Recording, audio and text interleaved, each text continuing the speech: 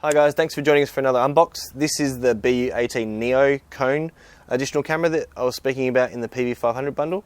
So this is just an alternative option to that and would allow you another way of mounting the camera, hiding the camera, and also being very discreet with the camera, and also have another option in your toolkit. So we'll go ahead and we'll slide off the top cover.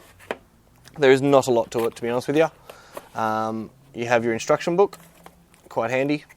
And you have your BU-18Neo camera. As you can see, it's got the same quick release type connection as what the normal BU-18Neo has that comes included in the bundle.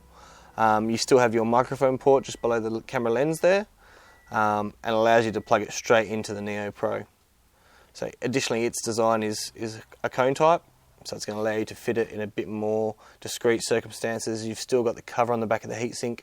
So you've still got those sort of mounting options available to you, but it's just here to give you another option should you wish to go with it and the button type camera wasn't going to do the job for you. Keep joining us guys, because on the next video we're going to be going through the necktie, and then I'm going to show you the little handbag as well that can be used with the PV-500 as well.